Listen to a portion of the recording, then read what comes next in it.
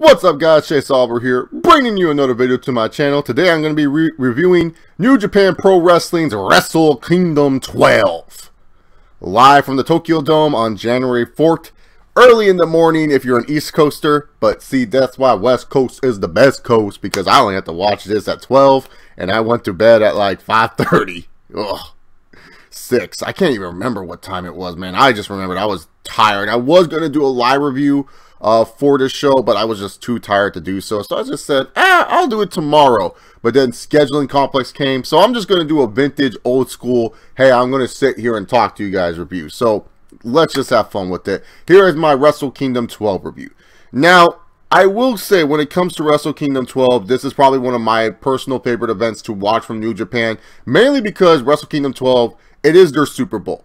It is their big time show that everyone gets excited for. But the thing was that this show had a lot of hype heading into it because of one match alone. The Alpha versus the Omega. Chris Jericho taking on Kenny Omega. Chris Jericho, known as a WWE guy per se. Yes, he had some time in Japan back in the early days, but who would have thought that Chris Jericho would somehow go underneath the WWE brass and he would take on a guy like Kenny Omega, who is super hot right now in the independent circuit, in the New Japan circuit. That was something that a lot of people were excited for and wanted to see, that match alone. So it had more interest, this Wrestle Kingdom 12. It had some more, you know, pizzazz that it wouldn't normally have.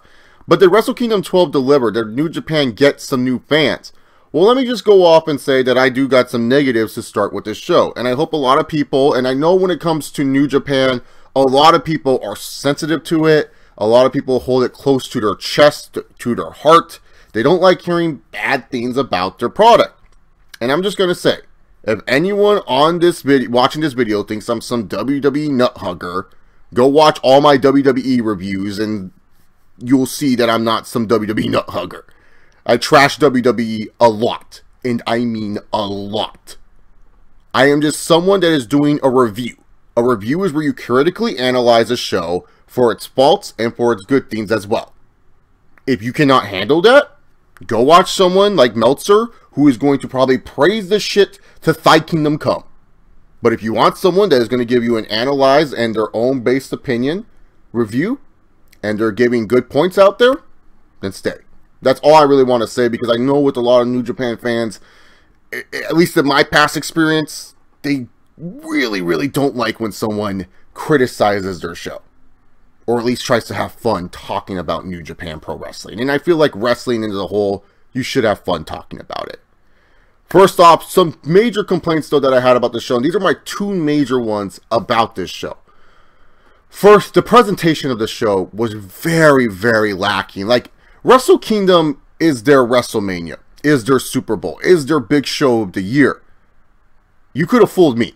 I didn't feel like this was some big show. I didn't feel like there was a big presentation. Not until the main event matches, where it was the ICUS and the IWGP Heavyweight title match, did I feel like, oh, this is a big show. No, throughout the whole show, it just felt kind of meh. It did not have that big presentation. Normally, and a lot of fans would agree with me on this when it comes down to it, past Wrestle Kingdoms, a lot of wrestlers would have some sick entrances. Like, the entrances would be awesome. They'd be like spectacles in themselves. Like, you would be watching Wrestle Kingdom not only for the good in-ring quality matches you'd be getting, but for the matches themselves. Like, the entrances themselves, the entrances would be something that you're just like, oh my god, that was sick.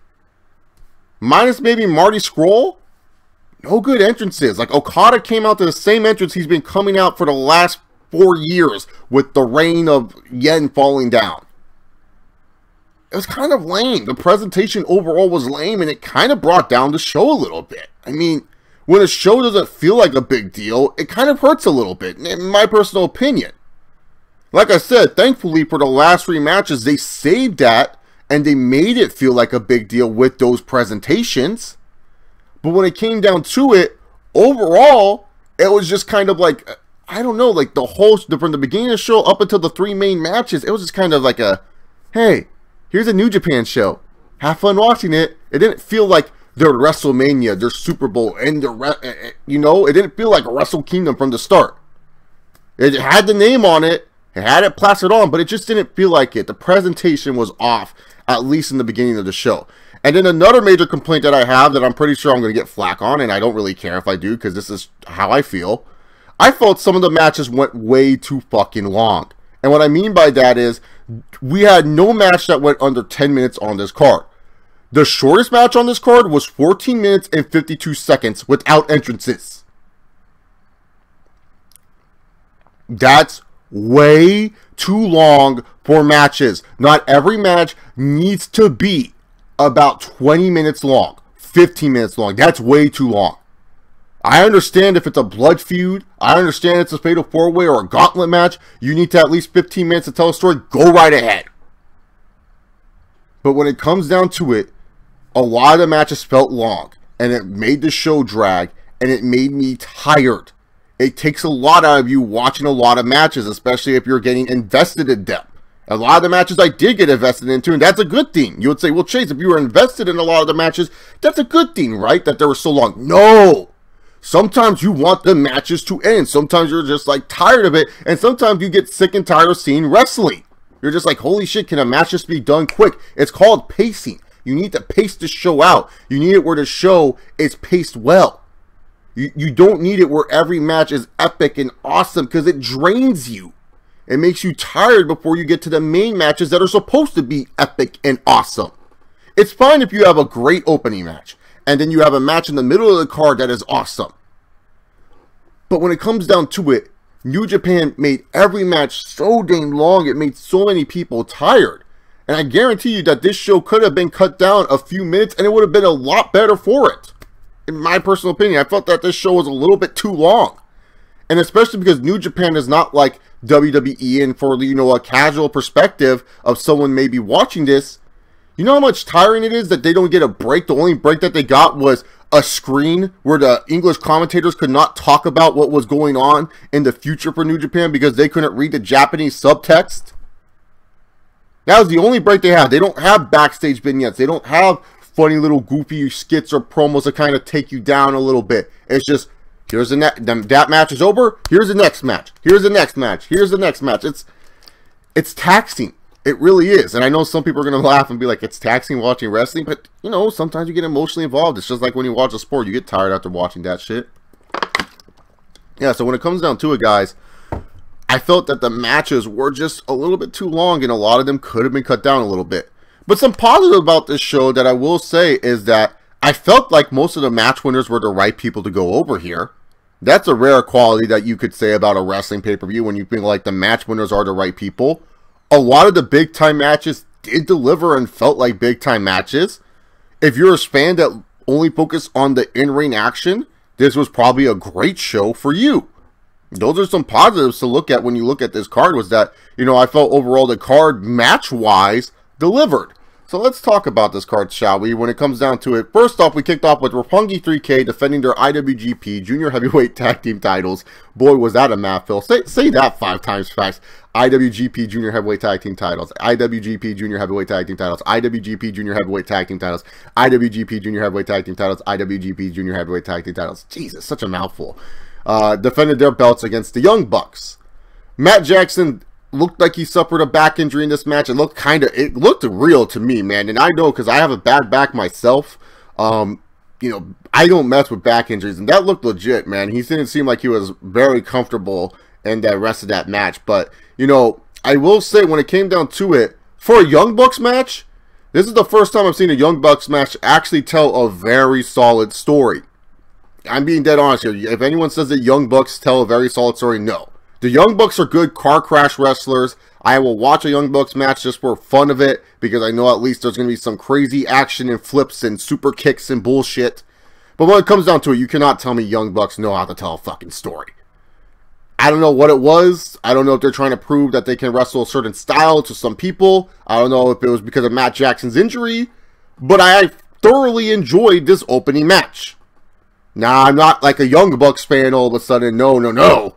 But when it comes down to it, I enjoyed the difference. I enjoyed that the Young Bucks were like, hey, you know, we will have our high flippy crap here or there, but man, we can tell a story this match with the back injury and the submissions and everything like that. I liked it. That was a good opener. Good way to kick off the show. Young Bucks win. Right people go over. Bullet Club for life. Whatever. Bane. There we go. Match number 3, the Gauntlet match. Suzuki Gun, Taguchi Japan, Michael Elgin and War Machine, the Bullet Club, and Chaos for the Never Openweight 6-man tag team title match. I'm not going to lie, I wasn't a big fan of this Gauntlet match. I mean, my boy Ishii was in this match. I was happy to see Ishii get the win with Chaos here. But honestly, I was so confused watching this match. And it was just that it felt like watching one of those CMLL matches. You know, when you watch CMLL and they have like those 6-man lucha matches and then like no one tags in and they just do their own shit. That's what it was. I didn't know who was legal most of the time. There was some fun stuff in the match. Like, I will say there was a lot of fun stuff, like Ishii versus Bad Luck Fale. War Machine looked good in the match, doing that crazy ass moonsault. You know, there was a lot of cool stuff that were in there. But like, other than that, I was just like, I was just kind of like, eh. You know, this match was just kind of eh. It wasn't a bad match. Like, I wouldn't say this match was bad. It was a good car crash type of match. It was just more of like, I couldn't pay attention. And especially if you're trying to get people to like stay involved, especially on the American side of things, this match didn't really get a lot of people going. They were probably trying to struggle to stay up during this match. But not a bad match, and Chaos wins, of course, because, you know, Okada-kun. So when it comes down to it, one of the matches a lot of people were looking forward to was Gotoh Ibushi versus Cody. Originally, this was for the Ring of Honor title, and then Cody dropped the belt, and then it made me say, oh, Ibushi ain't doing no job to Cody. Ibushi probably thought he was going to walk out with the ROH title, and Ring of Honor was like, no, we don't want that to happen, so Cody, you have to drop the belt. And a lot of people were saying to me, that's not the reason, Chase. They just like Golden Castle.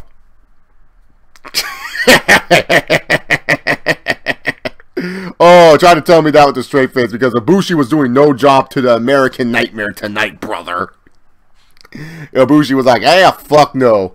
We'll have a pretty solid match between us, and that's it. The match was really solid between Cody and Ibushi. Lived up to what I expected it to be. It could have been a lot better, but for the performance that they put on, it was a very solid exchange between these two guys. Cody and Ibushi put on a solid match. That's all you could ask for, and Ibushi won. Like I said he would. A lot of people doubted me, but when it comes down to it, doesn't matter what type of politics it is, American wrestling politics, Japanese wrestling politics, they always protect their guys at the end of the day. And like I said before, Cody's kind of like the American that, like, you can have lose, or the gaijin, the white person that you can have lose when it comes down to it, because he's not Kenny Omega, so he doesn't draw the American or the outside Japan fan base. Like, he does draw in the fan base, but he's not someone you're building your company around or building, like, to protect.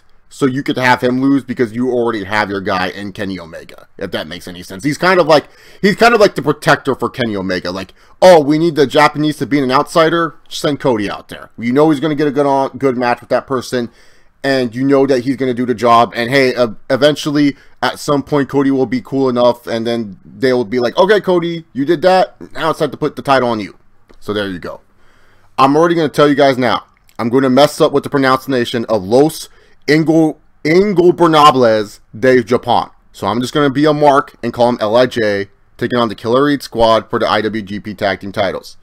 This was the shortest match on the card, and this match dragged on so much that this match dragged on. It was, I did like what Lance Archer did to get heat before the match. You know, I talked about not really having cool entrances. I mean, Lance Archer was pretty funny. He was like drinking water, and then he would spit at the crowd just like the way I did. I thought it was a good way to get heat from the crowd. It seemed like it pissed off a lot of people on Twitter. So, you know, at least it was doing a good thing. It felt like Lance Archer was doing a good job with it.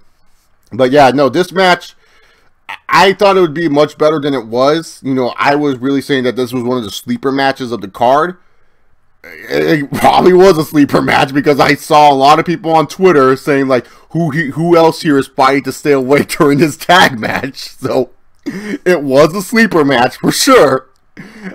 I just felt that this match did not deliver well. And if you want to say a match was bad on this card, this was the match. But hell, LIJ won.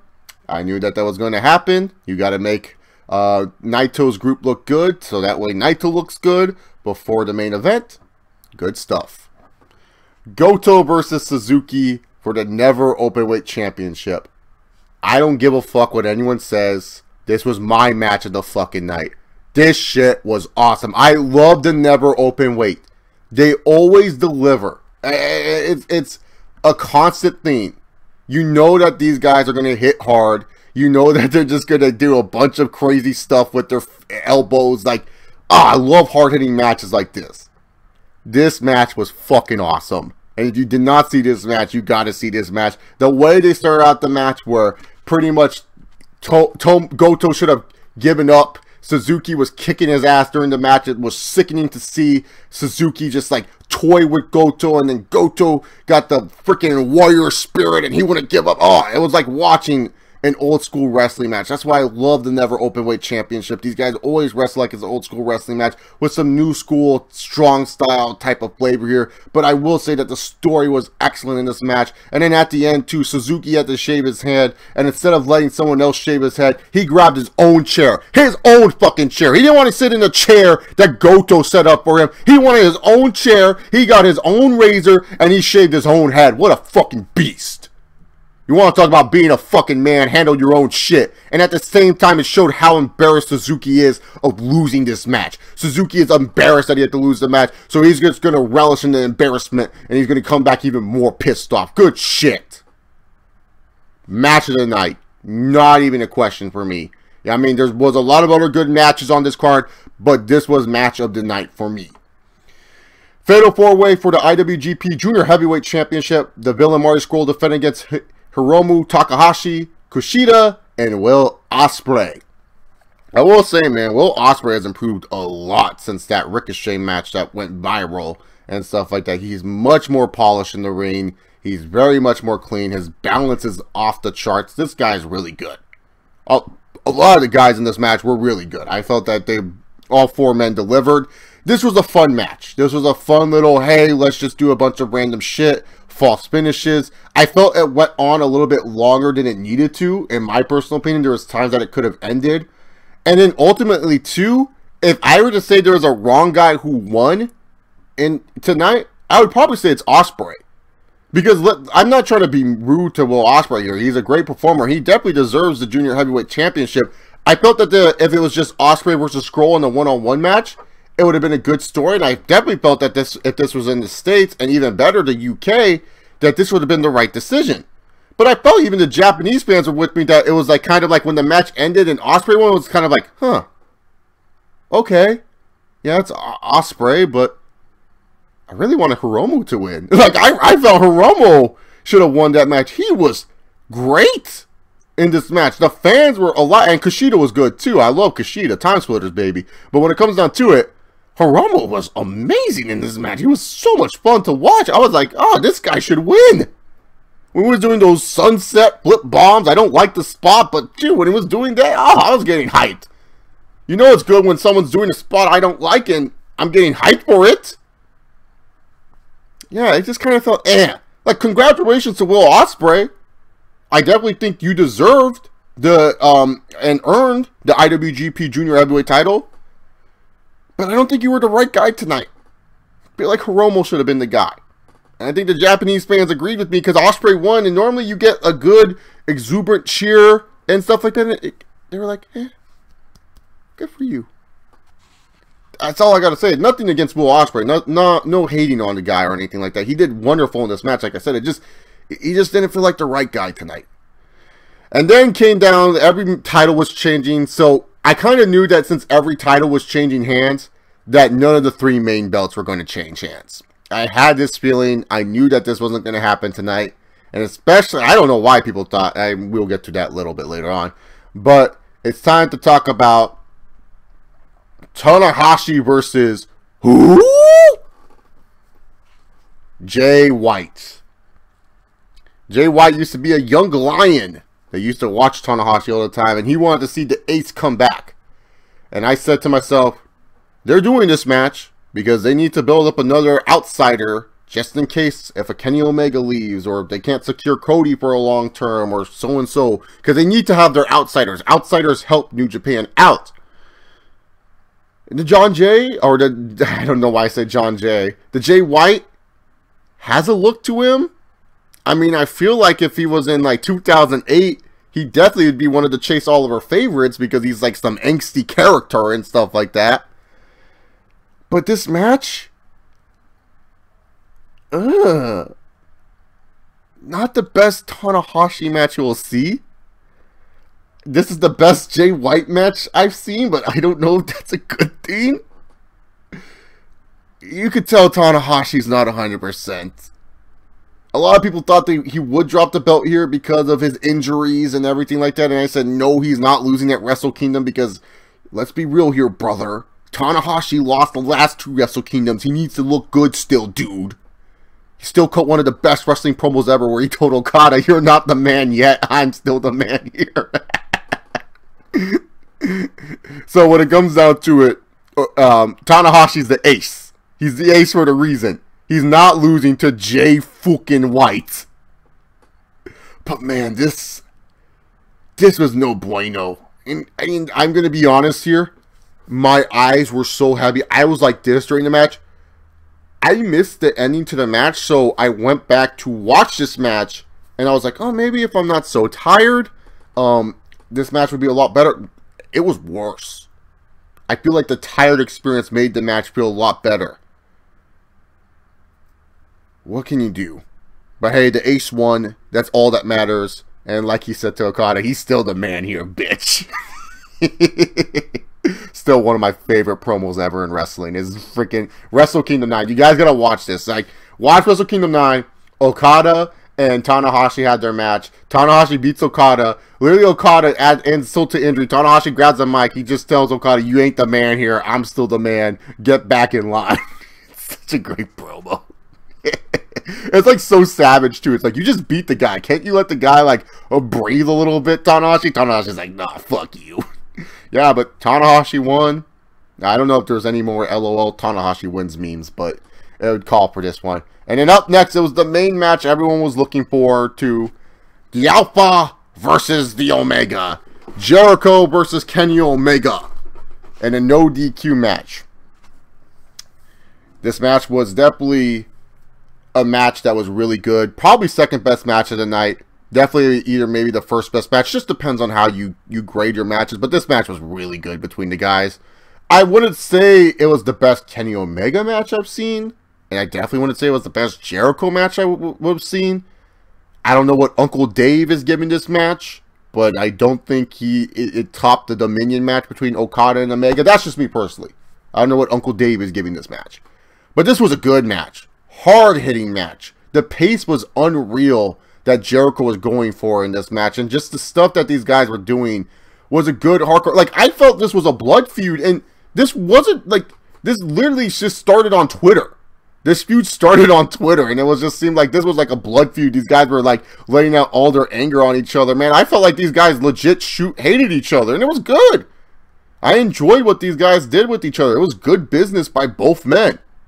Kenny Omega was going to win. You knew that was going to happen. That was going to knock down the match just a little bit because you knew that, like, okay, Omega's going to win. No way they're giving the belt to Jericho here.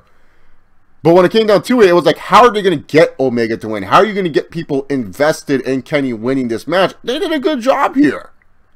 Some inconsistencies with Jericho doing the walls of Jericho a bunch of the times and Kenny not really selling his quote-unquote knee injury. Some inconsistencies there, but when it came down to it, for this hardcore type of match that they had, this was good stuff. A lot of good energy throughout the match. It didn't feel like 30 minutes too. Like, when I looked up the match time for this match, I was like, oh, this was shorter than I expected. I didn't realize it was 34 minutes. I was like, what the heck? This was 30... No way this was 34 minutes. This was shorter than I thought. Like, it went by fast, and that's what you could ask for a match. Good story, good stuff. Kenny Omega wins. I liked it. Have no complaints about this match whatsoever. And everyone thought I was probably going to bitch and moan and complain about this match. Be like, oh, no. No, it was good. I was surprised, to be honest, like how hard they were hitting each other. I thought I was watching a never open weight match again. I thought I was watching Suzuki again. But, judging on how you grade your matches and stuff, like I said, just the minor inconsistencies of Omega not selling the knee kind of took it down a little bit. Maybe you can say that's a little bit petty. It is what it is. But I think a lot of people who watch my channel feel like I'm probably giving this match maybe a little bit too much credit, especially when they know my street cred with Kenny Omega. So when it comes down to it, It's not because of Jericho was in this match. It was just more of like how the performers performed. I was just surprised. And then up next was the main event of the evening. Okada versus Naito for the IWGP Junior. I'm so used to saying Junior. The IWGP Heavyweight Championship of the world. The longest reigning champ, the 65th champ, Kazuchika Okada, taking on Tetsuya Naito. You could tell Naito, he was like trying so hard not to break character during Okada's entrance. He was like smiling. He was literally happy to be in the main event. Like you could tell, like, you know, he was trying to pull off his like I don't give a fuck face that he does really, really well. But then like they cut to him sometimes during Okada's entrance, and he was he was happy to know that he finally got his moment in the sun. He's finally in the main event that he's always dreamed about. So you really were thinking, and you were saying to yourself here, man, Naito's going to win. There's no way New Japan is not going to have Naito win. And especially if you're someone that follows American wrestling, you're like, oh, this has to be the time you put the belt on Naito. There's no way you're going to drop the belt. There's no way you're going to drop the ball with this one. Okada has to lose. He's been the longest reigning champion. It's a perfect story. Naito, after 5 years, 5 years ago, not 5 years ago, 5 Wrestle Kingdoms ago, like 4 Wrestle Kingdoms ago, he lost his main event opportunity, and now he's earned respect back with the fans. He's back in this position. He's facing the same guy that he lost to at Wrestle Kingdom 8. You would say to yourself, oh man, there's no way that Naito is losing this match to Okada, who's the longest reigning champion in New Japan Pro Wrestling history. What did I tell people? I told people Okada was winning. I wasn't going to be disappointed. I knew he was going to win. Because there's no way New Japan's letting their new ace lose to Tetsuya Naito at Wrestle Kingdom 12. I knew this shit. And you want to know why Okada wasn't losing? You want to know why? Here comes the money. Money talks. Here comes the money. Okada makes money, money, money, money, money, money, money. Okada, bling, bling, bling, bling. I make money. Tetsuya Naito don't sell shit, but I do. Okada is a money maker. Okada is their ace. Okada is their star. He ain't losing to Tetsuya Naito. Yes, as wonderful as Naito's story is and how great it is that he's overcome so much bullshit. Who gives a fuck? Would Naito look good supporting Bushi Road? Would Naito look good holding this trading card and holding this sword? Hey, Triple H, you may have a shovel, but I have a fucking sword to cut down my enemies. Fucking Okada, man. Not putting over anyone, dude. This is what it's like facing Okada for the New Japan World Championship, alright, guys? This is for the IWGP title. He's like Jiren right now in Dragon Ball Super. Y'all watch Dragon Ball Super? He like Jiren right now, man. You can try, but the result will always be the same. You know, you could go Ultra Instinct, you can go Super Saiyan God, Super Saiyan, you can go Super Saiyan God, Super Saiyan Kaioken, Super Saiyan Ultra Instinct God, Super Saiyan Kaioken Blue times 10, 25, 9 million, gajillion. Your power levels over 9,000. It don't matter. Because Okada's going to hit you with that Rainmaker and make it rain on these hoes. My boy Okada won, and I knew he would. Oh, there's a match to talk about. It was fine. It was fine. You know, the match was fine. It was a fine main event. It felt like a main event. It delivered like a main event. Not the best match on the card, but a fine match nonetheless between these two individuals. Overall, though, Wrestle Kingdom 12. I will say that this show was a very solid show. I think Wrestle Kingdom 11 was a better show last year. Wrestle Kingdom 10 was a better show as well, and Wrestle Kingdom 9 was definitely way better. But this was definitely a solid show. And I feel like if you were someone that was casually getting introduced to New Japan tonight, there may be some things that would keep you watching. If you're a hardcore fan, you're going to watch regardless. It doesn't matter what the hell they do. But when it came down to it, I felt that the show overall was very solid and was a very watchable show. Like I said, there were some major complaints, there were some minor complaints here or there, but overall, definitely a solid show. Like I said, if you loved in-ring action, oh, this was a great show to you. But if you're someone that's looking at the show overall and how New Japan's going to go forward, it was a solid show. You got to wonder what they're going to do with Okada at this point. Who the heck's going to beat him if Naito couldn't beat him? The future of Kenny Omega is still up in the air. Is he going to stay with New Japan? Is he going to leave? We have to wait and see there. Ospreay winning was a good thing, but like I said, could have given it to someone else because Ospreay could have won at a different show, and it would have had, you know, a better impact if it was maybe at a show stateside or in the UK, at least in my personal opinion. Hopefully Tanahashi is not seriously injured, because losing him for a period of time would kind of suck, because, you know, even though Tanahashi is no longer the main man of the company, you know, he's still someone that is very, very well liked by the Japanese fans. He's still someone that, you know, draws in interest for a lot of people, and he still puts on really good matches and stuff like that. So hopefully, you know, the injuries are not too bad. There's stuff to look forward to in New Japan for sure. But, you know, like I said, overall, it was just a solid show between New Japan by New Japan Pro Wrestling. Gosh, if I could finish my sentence. Anyways, what did you guys think about Wrestle Kingdom 12? Leave them in the comment section down below. If you guys like this review, give this video a big old thumbs up. If you didn't like the review, you can give it a thumbs down. I'm cool with either or and stuff like that. All opinions are welcome here in the Chase Lover channel. Thank you guys for watching. Remember, guys, just like Brock Lesnar, sometimes you don't have to give a shit in life. And what's coming?